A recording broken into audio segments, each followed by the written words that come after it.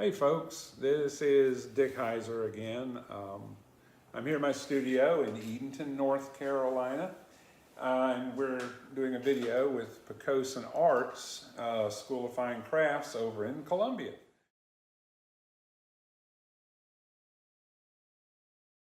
I'm going to talk a little bit about slab building and a couple things that we do. And basically we're going to start with a pattern.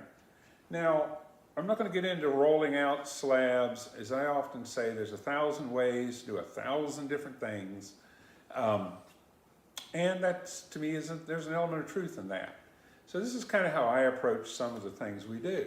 Now we're going to be making a smaller slab piece. I've already got them cut out, laid here on the table. But we do make them out by using patterns. We will take a pattern, now like this one, this is a pattern. It's a three-sided piece. It's square.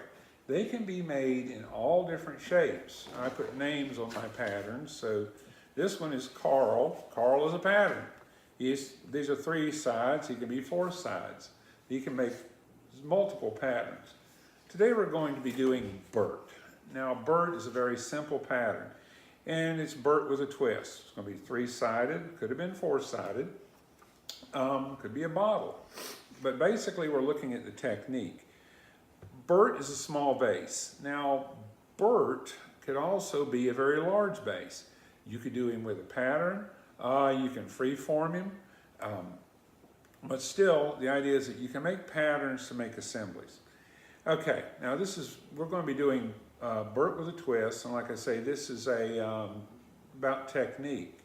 First of all, we roll our slabs out. Now I don't have a slab roller. I just use ye old sticks and a rolling pin.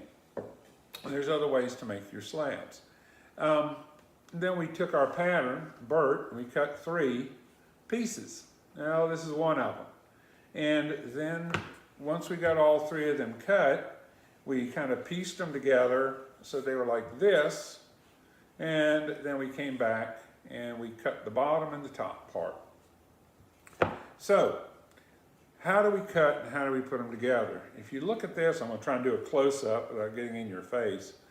You can see how we cut this on a bevel. Well, there's a tool I wish I had invented, and we used to use a knife, and now it's just a tool. But this little tool right here, it's an angle tool. This side is a 60-degree cut, 30-degree cut. This is a 45. And these are great for cutting these edges, so you can simply take, like here, and you can drag that tool down and cut a nice miter or edge off of it. Okay, point is we've cut these, and I went ahead and I kind of scored them. Now, I used a little scoring tool. And I scored these edges all down here. And when I score, I really make sure I scratch. Now, scratching, scoring, whatever you want to call it, is important to make sure the things stay together. Now, like I said, this is a smaller piece. It could be a larger piece. One thing I do when I'm making slabs is I let the clay set up. So now this is still flexible, but I let it set up so that it can stand up somewhat on its own. Okay, we've scored these on the sides, and we're going to take a little vinegar. I use vinegar and clay, and I'm going to mush some onto where I scored it. And I'll do this on all these sides. And I'll keep going here because I want to put this whole thing together. Okay, then I'll take a coil, and these are a little bit larger than what I normally roll out. I'm going to put it right here along this edge. And I've made them a little bit larger so it's a little easier to see what we're doing. Put one there. And I'm going to take another one. I'm going to put it over here. And then I'm going to take yet another one. And I'm going to put it way over here. Now, I put the coils on to reinforce the inside of the form. So now we have this one here already. It's been scored, slipped, coils have been put in, I'm going to take this piece and this piece, basically stand them up, and I'm going to press them together. And I'm trying to do it for the camera here. I'm going to have to turn it a little bit and bring it back to me so I can finish this edge. I'll take that coil out because it's in my way. I'm going to bring it back to me and basically finish this edge. Now, I have a tendency when I do this to muck the edges up. Muck is one of my favorite words. So I'm not really worried about the edge out here as far as the shape. I want to make sure that everything is secured. And then I'm going to come back inside with this coil. And I'm going to use my finger, which is one of my favorite tools, because I can't lose it, or a little wooden tool. I'm going to work that coil directly into the seam, just like that. Now, I'm going to take this one, and remember I had to pull a coil out, so I'm going to take this coil, I'll put it back on here. And 1, 2, 3, 4, 5. So now we have the coil, the piece. I'm going to take this and stick it together like this. And we scored these and slit these. I'm going to join these edges on the outside.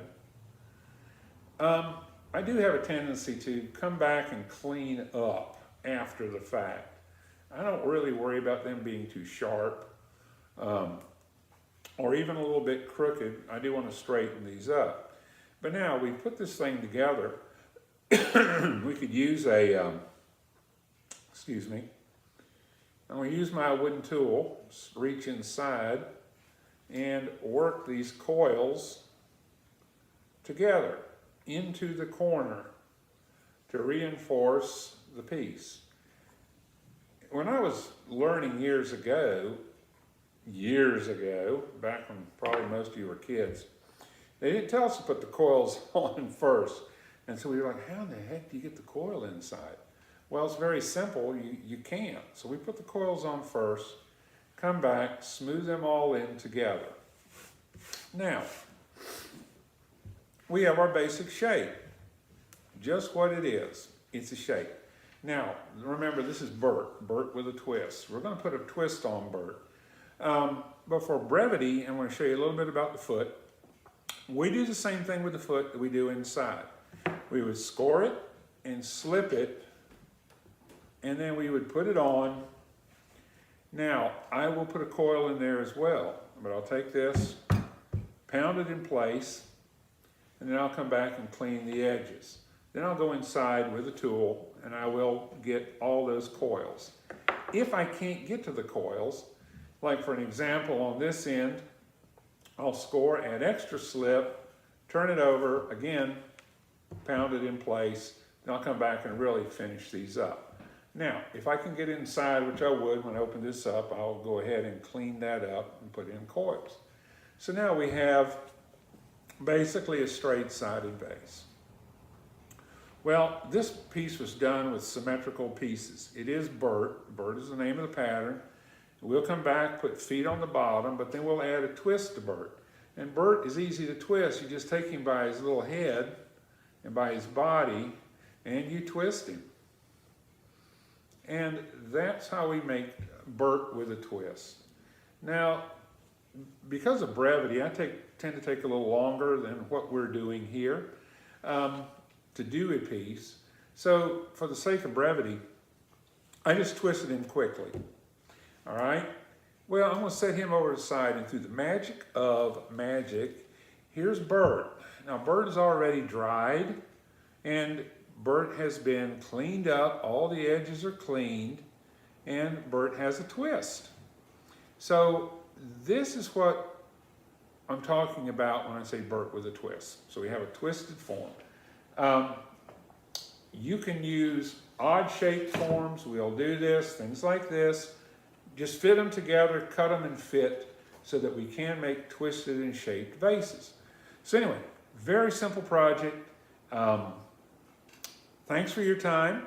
And remember that Pocosin Arts over in Columbia, North Carolina, we have classes over there that will begin again after we are through with this virus pandemic. And that I'm Dick Heiser. I'm a potter. I've been one for years, and I'm here at Edenton Bay Clay Works in Edenton, North Carolina. Thanks so much, and have a great day. Now I got to move.